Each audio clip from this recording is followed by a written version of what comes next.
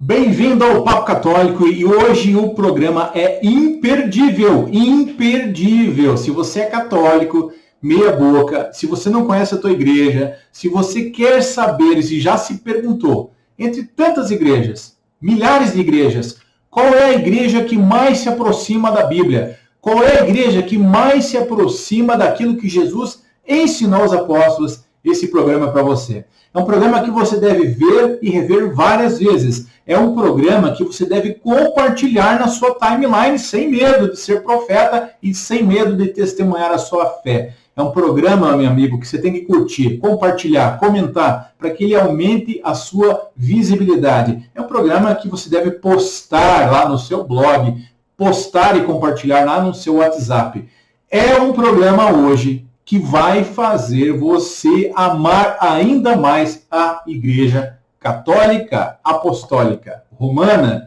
É um programa que vai mostrar e fundamentar com documentos do primeiro e segundo século, que de fato aquilo que a Igreja ensina hoje já era ensinado na época. Que além da Igreja não ter se perdido ao longo dos 2000 anos, ela se manteve fiel àquilo que os primeiros cristãos pregavam e ensinavam, os chamados pais da igreja. De fato, existe uma disciplina chamada patrística, que é o estudo ali dos cristãos do primeiro século, como é que eles viviam.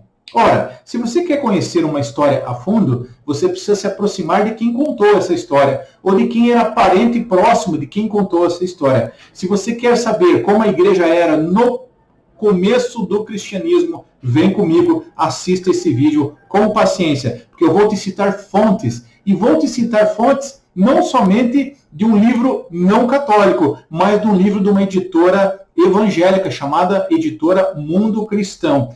E Daniel, por que você vai usar um livro de uma editora não católica? Para mostrar para vocês que não há distorção, que a fonte que nós estamos usando, que nós estamos partindo de uma premissa neutra, de uma premissa não católica. Esse livro que eu vou usar aqui é um livro que eu li com compilação, com todos os escritos importantes ali dos primeiros séculos. Então, o livro que nós vamos usar de fonte neste programa é o livro Pais Apostólicos, que são clássicos do mundo cristão, da editora Mundo Cristão, que você pode comprar na Amazon por R$19,90 ou pode ler no seu Kindle da Amazon.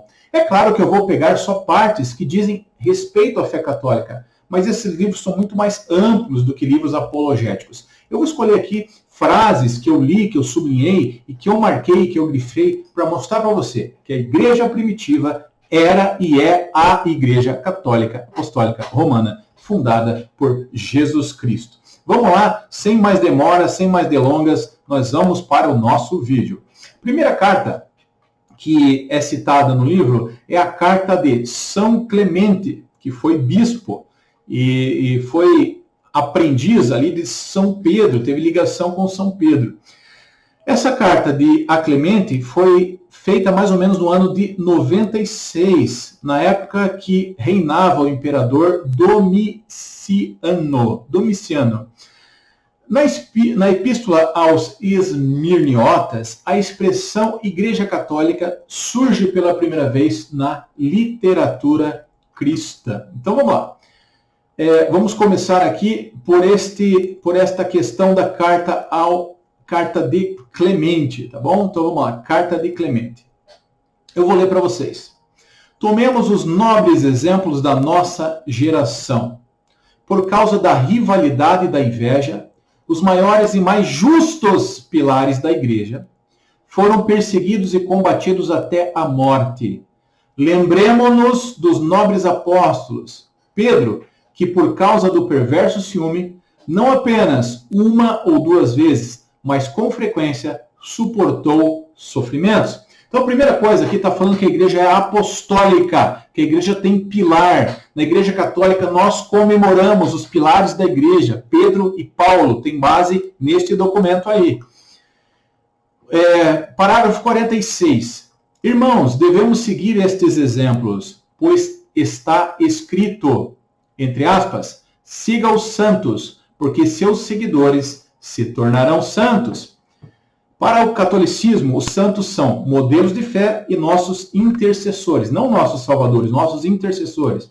Com base aí no parágrafo 46, está dizendo justamente isso, que nós devemos seguir os santos. E tem na Bíblia também, São Paulo diz, sigai a mim, porque eu sigo a Cristo. Então não há problema em você se espelhar na vida dos santos, também isso é católico, também isso está lá no começo dos séculos. Parágrafo 6º. É vergonhoso, extremamente vergonhoso e indigno da educação cristã de vocês ouvi dizer que, por causa de um ou dois indivíduos, a sólida e antiga igreja de Corinto passa por uma revolta contra os seus presbíteros. Veja a palavra presbíteros. Lá no início da igreja não tinham pastores. Claro que um presbítero é alguém que pastoreia, mas não tinha essa palavra de pastores. Eram bispos, eram diáconos, eram presbíteros. A não ser agora que os neopentecostais pegaram essa nomenclatura. Essa nomenclatura, bispo, diáconos, presbíteros, é uma nomenclatura católica. Quanto mais você se aproxima da igreja católica, mais você vê essas nomenclaturas. Claro, não é exclusiva a católica, mas quanto mais você se aproxima, mais vê o uso dessas nomenclaturas. Segunda carta, agora vamos para outra carta. Segunda carta de Clemente aos Coríntios. A salvação pelas obras. Deus julgará também as obras, não só a sua fé. É doutrina católica. Os protestantes acreditam na salvação só pela fé, baseado na carta de Efésios aos Coríntios, e ignoram um pouquinho a carta chamada Carta Católica de Tiago, que diz que a fé sem obras é morta. Vamos ver o que dizem no primeiro século já, Clemente aos Coríntios. Que certeza temos nós de que vamos entrar no reino de Deus se não preservarmos nosso batismo puro e imaculado? Ou quem intercederá por nós se for descoberto que não temos obras santas e justas para apresentar? Ao mesmo tempo está falando da intercessão, que nós intercedemos uns pelos outros, e está falando da salvação de obras. Nós temos que ter obras justas para apresentar a Deus, conforme Jesus fala em Mateus. Naquele dia chegarão, preguei em teu nome, Senhor, expulsei demônios, não vos conheço, porque tive fome e me desse de comer, tive sede e não me desse de beber. Ou seja, as obras também salvam, não é só a fé. Outra passagem dessa carta de Clemente, que foi Papa aos Coríntios. A caridade, então, como arrependimento pelos pecados, é uma coisa boa. Mas o jejum é melhor que a oração. E a caridade é melhor que as duas. Um bispo dizendo que a caridade, obra, é mais importante que a oração e que o jejum. Ele fala também na carta aos Coríntios da ressurreição da carne. Amigo, se você reza o creio todo final de semana, se você vai na missa todo final de semana, se você conhece o creio, nós dizemos que acreditamos na ressurreição da carne, não só na ressurreição espiritual. Cremos que vamos ter um corpo físico, místico, como o de Jesus. Jesus tocou na comida, ressuscitado. Jesus permitiu Tomé tocar do seu lado, ou seja, acreditamos na ressurreição da carne. Isso está no seu credo, no credo que você reza todo domingo. Onde está embasado isso? No começo dos séculos? Parágrafo 9. Além disso, estou abrindo aspas aqui, que nenhum de vocês diga que este corpo não será julgado e não ressuscitará novamente. Considere o seguinte, em que estados vocês foram salvos? Presta atenção, ele fala que nenhum de vocês diga que este corpo, não espírito, alma, que este corpo não será julgado e não ressuscitará novamente. Ressurreição da carne, pouca gente acredita, a Igreja Católica acredita. Fala do respeito aos padres e presbíteros, abre aspas. Ai de nós, pois tu de fato existias e nós não reconhecemos isso e nem cremos e não obedecemos aos presbíteros que nos pregavam a salvação, ou seja, a obediência à igreja constituída, a igreja visível. Para os amigos neopentecostais, não existe hierarquia, é só o pastor e cada um por si, Deus por todo. Nós acreditamos que temos que ser obedientes aos padres, aos bispos e ao bispo de Roma, que é o Papa. Vamos para as cartas agora de Inácio, Santo Inácio, bispo de Antioquia, também ali dos primeiros séculos. Nas suas cartas, primeiro, ele fala da estrutura hierárquica. Abre aspas, nós temos uma estrutura hierárquica na Igreja Católica. Agora, sobre meu colega escravo Burrus, seu piedoso diácono, que foi copiosamente abençoado, eu desejo muito que ele fique comigo. Deste modo, ele será causa de honra para vocês e seu bispo. Parágrafo 2. Assim, unidos em uma submissão e obedecendo ao bispo e ao presbitério, padres, vocês serão verdadeiramente santos. Obediência e santidade. A igreja prega muito isso. E por isso a igreja é tão grande, tem 1 bilhão e poucos fiéis. Mesmo a gente tendo diversidade, a gente é um naquilo que a gente acredita, porque nós cremos na obediência. Está claro, parágrafo 6. Então que devemos ver o bispo como o próprio Senhor. Veja, o bispo é o próprio Senhor. Quem obedece à igreja, obedece a Deus. Quem não obedece à igreja, não obedece a Deus. Jesus fala isso no Evangelho. Aqueles que vos receberem, receberão a Deus. Aqueles que vos negarem, negarão a mim e ao meu Pai que está no céu. Fala da Eucaristia.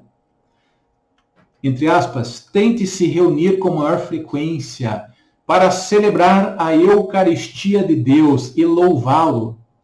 Pois quando vocês se reúnem mais vezes, os poderes de Satanás são derrotados.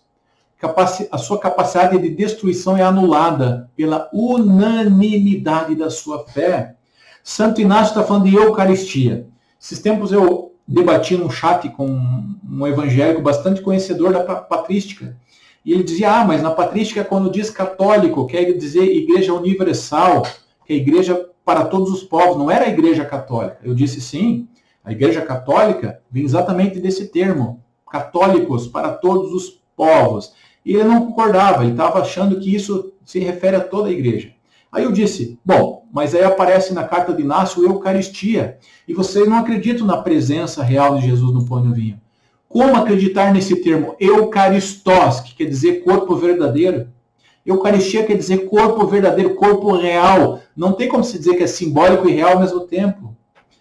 Então, aí Inácio está dizendo o poder da missa, o poder da reunião, da Eucaristia, que aniquila o poder do inferno. Católico, você está seguindo algo que tem 2000 anos, não é uma doutrina fundada na esquina, não é uma doutrina de alguém que brigou com outro, que brigou com outro, que brigou com outro, e que achou que aquele ponto não era assim, que interpretou segundo a seu bel prazer. É claro que nós temos que acreditar na Bíblia. O problema é que não existe tradução da Bíblia de uma maneira objetiva. Existe subjetividade na interpretação da Bíblia. Por isso nós ficamos com a igreja, que ela sabe interpretar. Veja agora o que Inácio fala da virgindade da Virgem Maria, virgindade de Maria. Parágrafo 19. Ora, a virgindade de Maria e seu parto não foram percebidos pelo príncipe deste mundo, demônio, diabo, como aconteceu com a morte do Senhor. Esses 3 segredos clamando por divulgação, mas operados no silêncio de Deus. Está confirmando a virgindade de Maria.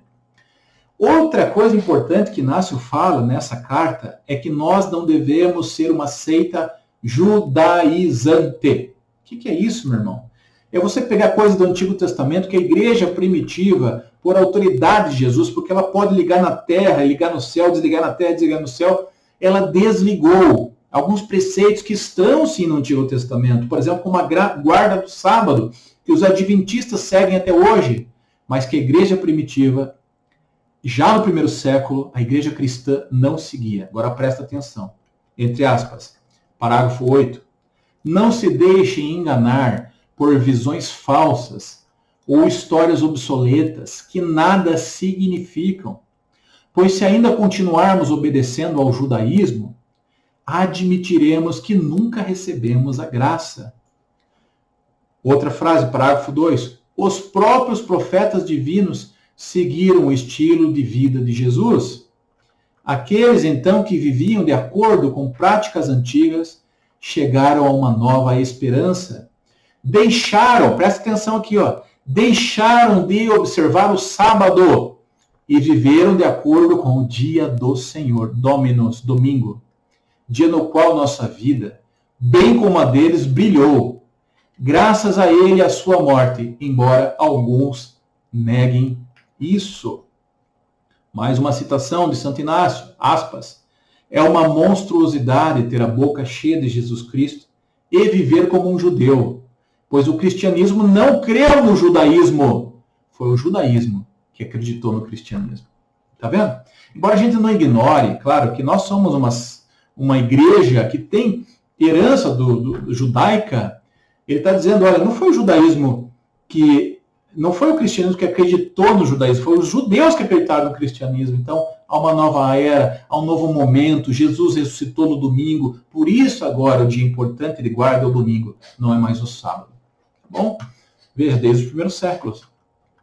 Alguém pode dizer, mas eu só creio na Bíblia.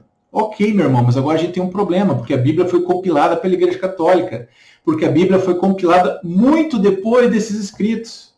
Esses escritos, na época, eram cartas de bispos para o seu povo. Eles tinham autoridade de ensinar o seu povo. Na época não existia a Bíblia com zíper compilada, com versículos e capítulos que a Igreja Católica pôs depois, para você, irmão evangélico, ler hoje. A Bíblia foi compilada e o cânon, aquilo que entrou na medida, foi feito depois, séculos depois. Então, sim, isso era escutado na época. Isso era o que os bispos pensavam da interpretação da Bíblia. Outra carta aqui.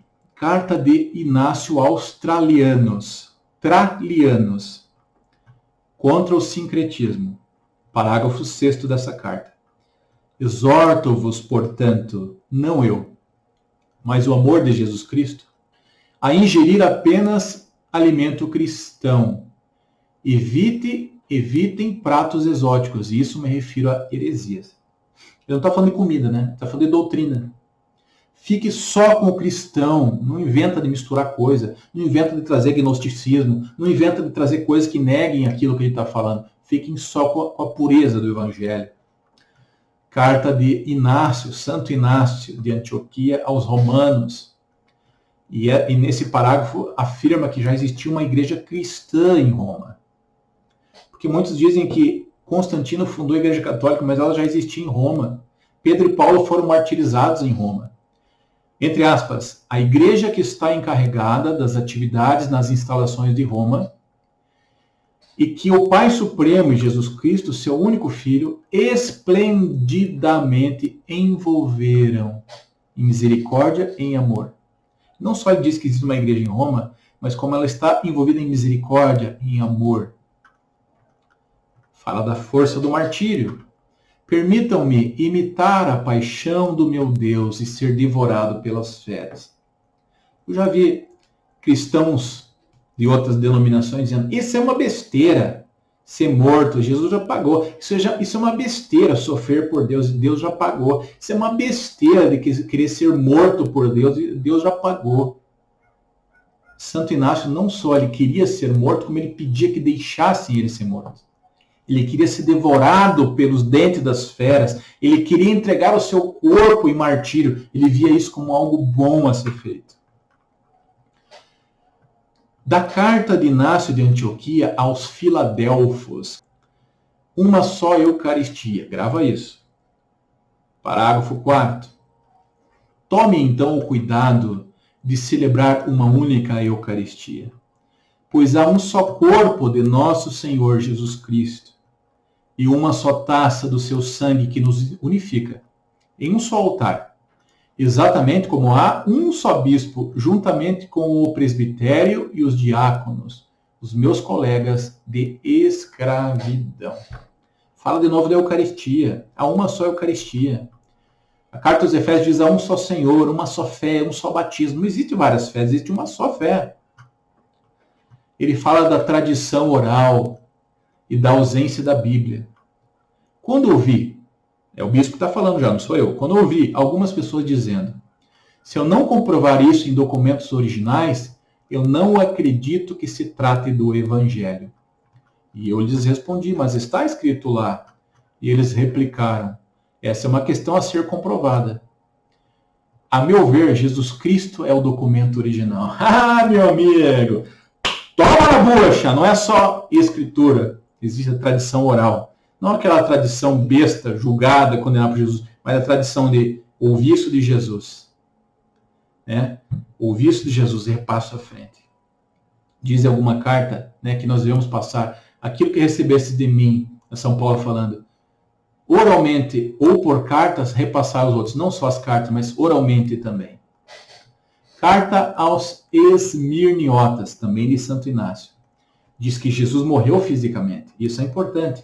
Porque naquela época, e hoje, algumas pessoas dizem que Jesus não morreu fisicamente. Que foi só o espírito dele, que foi uma simulação, que na verdade ele não morreu. Entre aspas. E que ele foi realmente crucificado fisicamente. Ou seja, o físico dele estava lá. Sob Pôncio Pilatos e o tetrarca Herodes. Aspas de novo. A paixão não foi, como dizem alguns descrentes, uma farsa. Né? Muita gente diz que Jesus fingiu na cruz, que depois ele saiu andando, que ele não morreu. É a coisa mais absurda do mundo. Como é que aguentar, né, um martírio sem morrer, sem falecer? Ele fala da Eucaristia ainda nessa carta. Parágrafo 7º. Eles se mantêm distantes da Eucaristia e dos serviços de oração, porque se recusam a admitir que a Eucaristia é o corpo, não simboliza, é o corpo salvador de Jesus Cristo, que sofreu por nossos pecados e que em sua bondade o Pai ressuscitou dos mortos. É o corpo, não simboliza, não é memória, é o corpo. Ele faz menção do nome Igreja Católica. Ninguém deve fazer coisa alguma em relação à igreja sem a aprovação do bispo. Obediência. Vocês devem considerar válida a Eucaristia, que é celebrada ou pelo bispo ou por alguém autorizado por ele. Segundo ensino católico aqui. O cara não pode consagrar se ele não tem, o sacramento da ordem, se ele não tem essa linhagem, se não foi o bispo que ordenou ele. Se o Daniel agora comprar um clésima, fundar a Igreja Católica Cismática do Godri e tentar celebrar uma missa, não será missa, mesmo que eu fale as mesmas palavras, mesmo que pareça missa, não será missa, porque eu não tenho a imposição de mãos do bispo. Eu não tenho a sucessão apostólica. Eu não tenho o sacramento da ordem. Continua. Onde preside o bispo, ali deve se reunir a congregação. Exatamente como onde está Jesus Cristo, ali está a Igreja Católica. Onde está o bispo, está Jesus. Onde está Jesus, está a Igreja Católica. Cartas de Inácio a Policarpo. Sobre o valor do sofrimento. Entre aspas.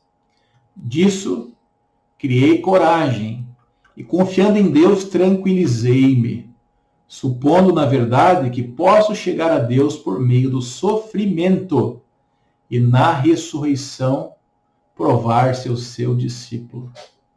Outra doutrina que é católica, meu amigo. A gente não diz fuja de todos os sofrimentos, a gente diz fuja dos sofrimentos vãos, fuja dos sofrimentos que não lhe agradam, mas o sofrimento que é permitido ou até enviado, uma provação que é enviada por Deus, não só ele não é ruim, mas como ele é bom, ele pode te salvar, ele pode te mudar. O valor do sofrimento é uma doutrina muito católica essa, e é desde o primeiro século. Então, amigos, vocês estão percebendo, vocês estão vendo, que a Igreja Católica é a igreja que Jesus fundou, é a igreja que os bispos pregavam, é a doutrina que os bispos pregavam. Eu tenho bastante coisa para falar ainda, mas como nós estamos com 24 minutos e as pessoas têm preguiça, as pessoas têm preguiça, nós vamos parar por aqui e vamos fazer a segunda aula disso. Então, não perca. O que você pode fazer para me ajudar? Você que aí está no canal Papo Católico, ou você que descobriu o nosso canal. Você pode primeiro comentar, isso a gente aumenta o view. Segundo, você pode curtir, isso também nos ajuda. E principalmente, você pode e deve compartilhar.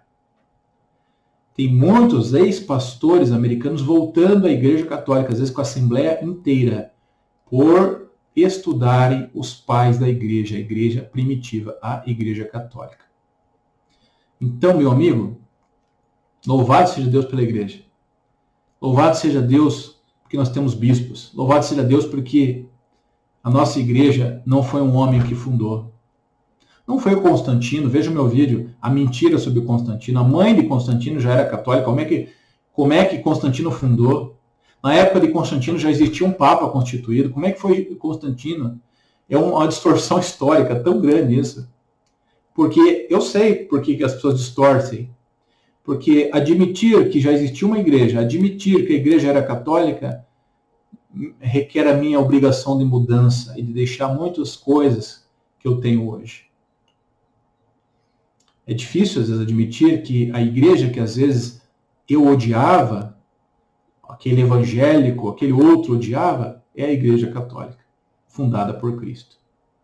Eu não quero, aqui, com esse vídeo, atacar nenhuma outra fé, de jeito nenhum. Só quero dizer o quanto a nossa fé é importante.